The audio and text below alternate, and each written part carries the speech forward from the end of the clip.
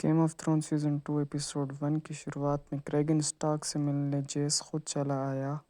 Nights watch की इस बड़ी दीवार पर जेस को वॉल की दीवार पर लेक्चर देने के बाद क्रेगन उसे 2000 बूढ़े सिपाही देने के लिए मान गया, क्योंकि स्टार्क जवान सैनिक नहीं दे सकते थे, क्योंकि उन्हें खुद जंग की तैयारी करनी थी, क्योंकि इस बार बहुत ही भयानक सर्दी आने वाली है जो कि अगले 200 साल तक चलेंगी। तभी ड्रैगन स्टोन से एक रेवन खत लेकर आता है कि जेस का भाई लूक एमंड के साथ चले ड्रैगन बैटल में मारा गया। ये सुनते ही जेस सीधा ड्रैगन स्टोन चला गया। ड्रैगन स्टोन में राइनिस अभी अभी ब्लॉकेट को सुरक्षित करने वाली ड्यूटी निभा के आई थी। वो ब्लॉकेट जिसकी मदद से ब्लैक स्नैक ने किंग्स लैंडिंग के सारी सप्लाईज बंद कर दिए थे। देखकर साफ जाहिर हो रहा था कि राइनिस काफ़ी थकी हुई है, पर डेवन ने उसे ऑर्डर दिए कि अभी के अभी उसके साथ किंग्स लैंडिंग चले एमंड को मारने के लिए। रेगार से लड़ने के लिए डेमन को रानीस के भी ड्रैगन की ज़रूरत पड़ेगी। रानीस से इस बात से साफ मना कर दिया क्योंकि उसे इस वक्त आराम करना था, क्योंकि डेमन कोई किंग नहीं है जो रानीस को ऑर्डर दे सके। डेमन ने रानीस को बताया अगर आप समय रहते ईगोन समेत सारे ग्रीन को मार देती तो शायद आज लोग ज़रूर जिंदा रहता। ड्रिफ्ट मार्क में कॉर्डलिस की मुलाकात एक नए कैरेक्टर से हुई, एलिन ऑफ हल। इसी ने स्टेपस्टोन की लड़ाई में कॉर्डलिस को बचाया था। एलिन ने कॉर्डलिस के कहने पर एक डैगर बनाया जो कि कॉर्डलिस ने उसके बेटे लेनोर के लिए बनवाया था। कॉर्डलिस ने उसे बताया कि ये डैगर उसे किसी काम का नहीं है, क्योंकि उसे लगता है कि उसका बेटा शायद मर चुका है, पर उसका बेटा असल में मौत का नाटक करके भाग गया था। वहाँ किंग्स लैंडिंग में किंग ईगोन अपने बच्चे चेहरिस को ढूंढ रहा था। ईगोन ने हेलिना को बताया कि उसके बेटे को अब अपनी ट्रेनिंग शुरू करनी चाहिए। हेलिना ने ईगोन को बताया कि महल में घूम रहे रेड से उसे डर लगता है, और हेलिना अपने बेटे के बेड पर देखने लगी। फिर हमने देखा कि क्रिस्टन कॉन एलिसन का बड़ा अच्छे तरीके से ख्याल रखने लगा, समझ रहे हो ना। हल का होते हुए एलिसन ने कोल को वार्निंग दी कि ये बस आखिरी बार था। लेरिस ने एलिसन को बताया कि उसने कासिल से सारे दुश्मनों को मार दिया। स्मॉल मीटिंग में ईगोन ने उसके मास्टर ऑफ कॉइन को अपने बच्चे के लिए घोड़ा बनने के लिए कहा, पर एलिसन ने ऐसा होते हुए रोक दिया। ईगोन का मानना था कि उन्हें ड्रैगन लेकर ब्लैक्स के उन ब्लैकेट पर हमला कर देना चाहिए, और रेनिरा को मारते ही इनके सारे प्रॉब्लम सॉल्व हो जाएंगे। ईगोन राजा बनने के लिए बिल्कुल तैयार नहीं था, और उसने ईमेंट को भी बुलाया था। इस जंग का जिम्मेदार सिर्फ ईगोन ही तो था। वहीं ईगोन अपनी आवाम की सारी प्रॉब्लम सुनकर उनकी रिक्वेस्ट को एक्सेप्ट करता जा रहा था।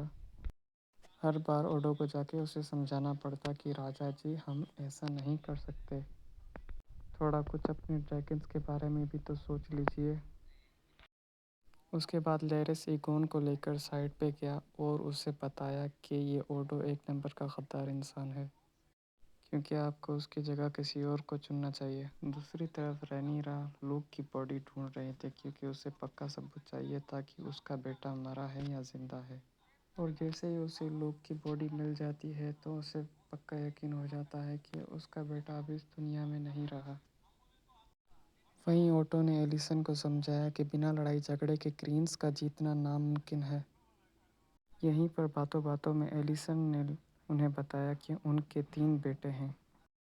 हम अभी तक सिर्फ 2 बेटों से ही मिले हैं, आगे चलकर हम तीसरे बेटे से भी मिलेंगे। वहीं डेमन के आदमी मिसारिया को पकड़ के उसके पास लेकर आए। उसने डेमन को साफ साफ बता दिया कि वो सिर्फ पैसों की वफादार है और किसी चीज़ की नहीं। ड्रैगन स्टोन वापस आते ही डेमन और राइनिया को ब्लॉकेट्स के बारे में अपडेट दे रहे थे। राइनीरा ने सिर्फ इतना कहा कि उसे बस एमन टारगेरियन चाहिए।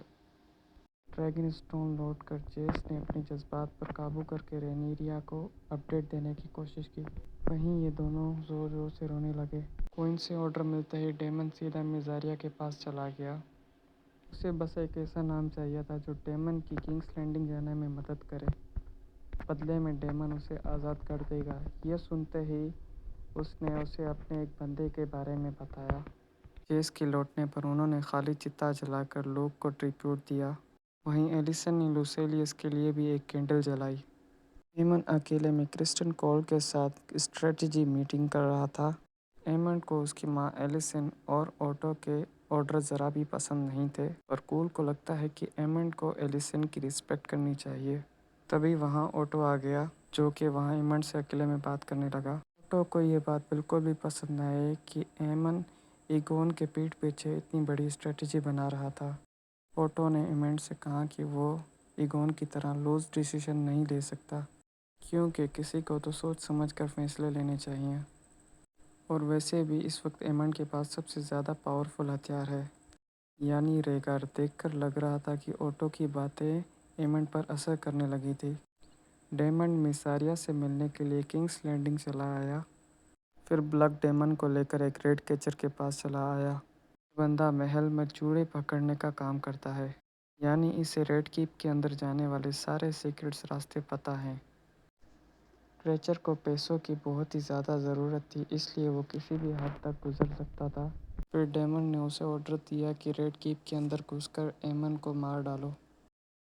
अगर उन्हें वहाँ एमन नहीं मिला तो उनके पास एक बैकअप प्लान भी था। डेमन के ऑर्डर बिल्कुल सीधे और सख्त थे। वहीं क्रेचर ने उसे एक रास्ता बताया और वो वहाँ गया। वहीं ईगोन सारे किंग्स गार्ड के साथ थ्रोन रूम में बैठकर शराब पी रहा था। बहुत ढूंढने के बाद भी उन्हें एमन कहीं पर भी नहीं मिला। उसके बाद वो सीधा हेलिना के रूम में घुस गए। उसके बाद प्लान बी स्टार्ट हुआ कि डेमन को सन फॉर अ सन चाहिए था। एलिसन का बेटा ना मिला तो क्या हो गया, ईगोन के बेटे से काम चला लेते हैं।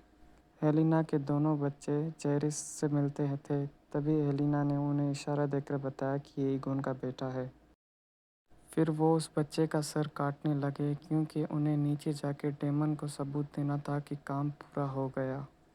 जैसे ही वो बच्चे का सर काटने लग रहे थे तो हेलिना पीछे से भाग गई और जाकर एलिसन के रूम में चली गई। बेडरूम में जाकर एलिसन और कोल फुल मूड में बने हुए थे। हेलिना को एलिसन वहाँ पर देखकर बिल्कुल हैरान रह गई कि रात की इतनी देर में हेलिना यहाँ क्या कर रही है। हेलिना ने सिर्फ इतना कहा कि उन्होंने जेरिस को मार दिया। ये सुनते ही जेरिस के चेहरे का रंग उतर गया। और यहाँ पर होता है इस एपिसोड का एंड। और हाँ, ये मेरे यूट्यूब चैनल का पहला वीडियो है, तो प्लीज़ सब्सक्राइब करके ही जाना और बेल आइकन को ज़रूर दबाना।